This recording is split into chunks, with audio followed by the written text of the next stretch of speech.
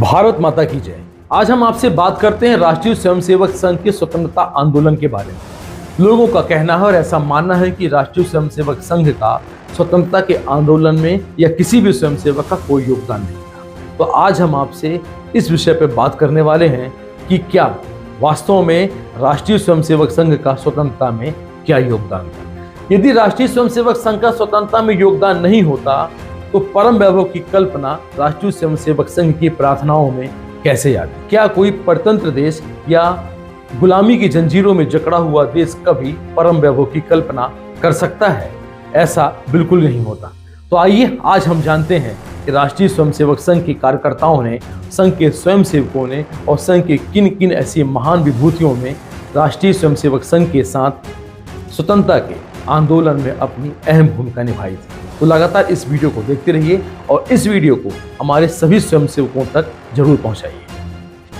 संघ की प्रतिज्ञा थी कि मैं हिंदू राष्ट्र को स्वतंत्र कराने के लिए राष्ट्रीय स्वयंसेवक संघ का घटक बना हूं। राष्ट्रीय स्वयंसेवक संघ के बारे में ज्ञानता से घिरे लोग अक्सर यह प्रश्न पूछते हैं कि स्वतंत्रता आंदोलन में संघ की क्या भूमिका रही है। कुछ लोग इससे भी आगे बढ़ जाते हैं और पूछते हैं कि संघ के किसी एक कार्यकर्ता का नाम बता दीजिए जिसने स्वतंत्रता आंदोलन में भाग लिया हो। संघ की स्थापना जिन्होंने की वे डॉक्टर केशव बलिराम हेडगेवार, स्वयं ही जन्मजात देशभक्त। डॉक्टर हेडगेवार क्रांतिकारी भी रहे और कांग्रेस में रहकर राजनीतिक संघर्ष भी किया और जेल भी गए। बाद में देश की सर्वांग स्वतंत्रता और स्वतंत्रता को स्थायी बनाने के उद्देश्य से उन्होंने राष्ट्रीय स्वयंसेवक संघ की स्थापना की। डॉक्टर केशव बलिराम हेडगेवार अकेले नहीं हैं, अपितु स्वतंत्रता आंदोलन में हिस्सा लेने वाले संघ के ज्ञात अज्ञात कार्यकर्ताओं की एक लंबी श्रृंखला है। जो संगठन अपने कार्यकर्ताओं को यह शपथ दिलाता हो कि मैं हिंदू राष्ट्र को स्वतंत्र कराने के लिए राष्ट्रीय स्वयंसेवक संघ का घटक बना, उसने कितने ही लोगों के मन में स्वतंत्रता प्राप्ति का भाव भरा होगा, उसकी सहज कल्पना आप प्रतिज्ञा से ही कर सकते हैं। भारत में प्रतिज्ञा का बहुत महत्व होता है। जैसे बीज प्रतिज्ञा का स्मरण है, राजा हरिश्चंद्र की सत्य बोलने की प्रतिज्ञा ध्यान है, मुगलिया सल्तनत के अत्याचार के विरुद्ध महाराणा प्रताप की प्रतिज्ञा को कौन भूल सकता है। छत्रपति शिवाजी महाराज ने शिव को साक्षी मानकर प्रतिज्ञा करके स्वराज्य की नींव रखी, जिसे साकार करने में संपूर्ण समाज प्राणपण से जुट गया। राष्ट्रीय स्वयंसेवक संघ भी इसी भाव के साथ प्रतिज्ञाबद्ध होते हैं। जो कि वह प्रतिज्ञा ले रहे हैं उसको पूर्ण करने में अपना सर्वस्व देंगे और प्रतिज्ञा को आजन्म निभाएंगे। मार्च 1928 में नागपुर के निकट एक पहाड़ी पर स्वयंसेवकों को एकत्र करके भगवा ध्वज के समक्ष प्रतिज्ञा का पहला कार्यक्रम संपन्न कराया गया था। देश की पूर्ण स्वतंत्रता एवं विकास के लिए स्वयंसेवकों को वीरव्रती बनाने के निमित्त आयोजित इस प्रथम कार्यक्रम में 99 स्वयंसेवकों ने प्रतिज्ञा की थी। इस अवसर पर डॉक्टर केशव बलिराम हेडगेवार ने संघ के उद्देश्य को स्पष्ट करते हुए जो भाषण दिया था वह स्वतंत्रता प्राप्ति की संघ की आकांक्षा को स्पष्ट तौर पर व्यक्त करता है। उन्होंने कहा कि हमारा उद्देश्य हिंदू राष्ट्र की पूर्ण स्वाधीनता है। संघ का निर्माण इसी महान लक्ष्य के लिए हुआ है। इस स्पष्ट अभिव्यक्ति के बाद कहने के लिए और कुछ भी नहीं बचता। यह भी समझना होगा कि राष्ट्रीय स्वयंसेवक संघ के कार्यकर्ता अपनी नित्य प्रार्थना में कहते हैं कि इस राष्ट्र को परम वैभव तक लेकर जाना है। क्या कोई पराधीन राष्ट्र परम वैभव पर जा सकता है? स्पष्ट है कि भारत की स्वतंत्रता का लक्ष्य संघ की स्थापना में निहित था।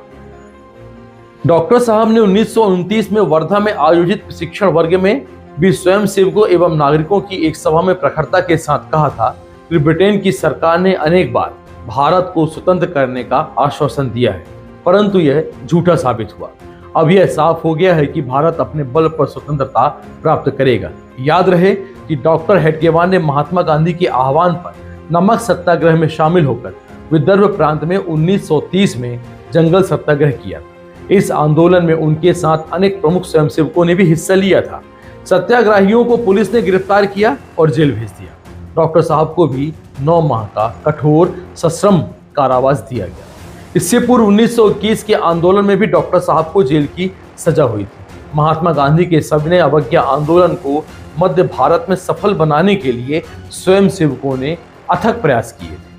संघ के सरकारवा जीएम हुद्दार, नागपुर के संघचालक अप्पा साहब हल्दे, सिरपुर के संघचालक बाबूराव वैद्य, संघ के सरसेनापति मातंडराव जोग के साथ संघ के अन्य प्रमुख कार्यकर्ताओं के आंदोलन भी शामिल होने के कारण 4 माह का कारावास भी उन्हें मिला था।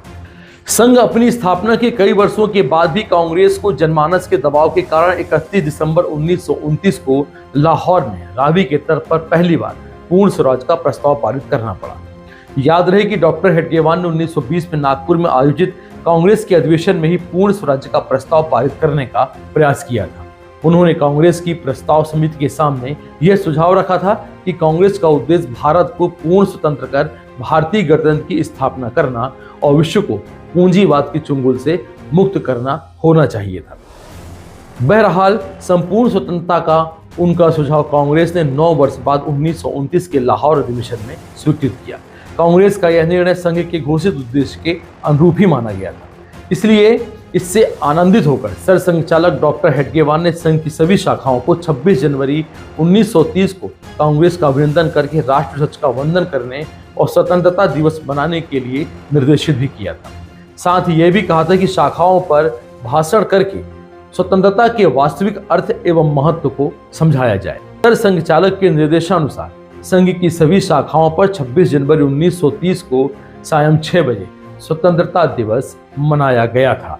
26 जनवरी 1930 को संघ की सभी शाखाओं में स्वतंत्रता दिवस मनाने के लिए आरएसएस संस्थापक सरसंघचालक डॉक्टर हेडगेवार ने एक पत्र भी लिखा था।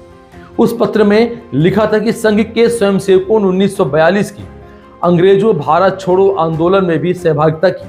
8 अगस्त 1942 को मुंबई के गोवलिया टैंक मैदान पर कांग्रेस अधिवेशन में महात्मा गांधी जी ने आंदोलन की घोषणा की। दूसरे दिन से ही देश भर में आंदोलन प्रारंभ हो गए थे। विदर्भ में बावली, अमरावती जो कि आष्टी, वर्धा और चिमूर मतलब चंद्रपुर में हुए आंदोलन में संघ के स्वयंसेवकों ने ही नेतृत्व किया था। चिमूर के समाचार वर्लिन रेडियो पर भी प्रसारित हुए। यहाँ के आंदोलन का नेतृत्व कांग्रेस के उद्धवराव कोरेकर और संघ के अधिकारी दादा नाइक, बाबूराव बेंगड़े, अंडाजी सिरास ने किया था। चिमूर के इस आंदोलन में अंग्रेजों की गोली से एकमात्र मृत्यु बालाजी रायपुरकर की हुई थी, जो कि संघ के स्वयंसेवक थे। इस आंदोलन के अंतर्गत राजस्थान में प्रचारक जयदेव जी पाठक, आरवी जो कि विदर्भ में डॉक्टर अन्ना साहब देशपांडे, जशपुर में रमाकांत केशव जिनको बाला साहब कहते थे, देशपांडे, दिल्ली में बसंतराव ओक एवं चंद्रकांत भारद्वाज और पटना बिहार में अधिवक्ता कृष्ण बल्लभ प्रसाद नारायण सिंह जिन्हें बबुआ जी कहते थे, इन्होंने इस आंदोलन में भाग लिया था। अंग्रेज सरकार संघ के बढ़ते प्रभाव से घबरा गई, इसलिए उन्होंने संघ पर आंशिक प्रतिबंध लगाने शुरू कर दिए ताकि संघ रूपी आंदोलन को रोका जा सके। गुप्तचर विभाग की रिपोर्ट के आधार पर अंग्रेज सरकार ने सबसे पहले 15 दिसंबर 1932 को एक सर्कुलर निकालकर सरकारी कर्मचारियों को संघ में भाग लेने से प्रतिबंधित कर दिया था। वहीं 5 अगस्त 1940 को ब्रिटिश सरकार ने संघ की सैनिक वेशभूषा और प्रशिक्षण पर पूरे देश में प्रतिबंध लगा दिया था, क्योंकि सरकार को गुप्तचर रिपोर्ट में यह जानकारी मिलने लगी थी कि संघ के स्वयंसेवक पूर्ण स्वतंत्रता की ओर तेजी से अग्रसर हैं, राष्ट्रीय आंदोलनों में बढ़ चढ़कर सहभागिता कर रहे हैं। उल्लेखनीय यह भी है कि संघ के प्रचारक बाबा साहब आपटे ने 12 दिसंबर 1943 को जबलपुर में गुरु दीक्षिणा उत्सव पर स्वयंसेवकों से कहा था कि अंग्रेजों का अत्याचार असहनीय है, देश को स्वतंत्रता के लिए तैयार होना चाहिए। संघ अपनी स्थापना के समय से ही देश की स्वतंत्रता का स्वप्न लेकर चल रहा था।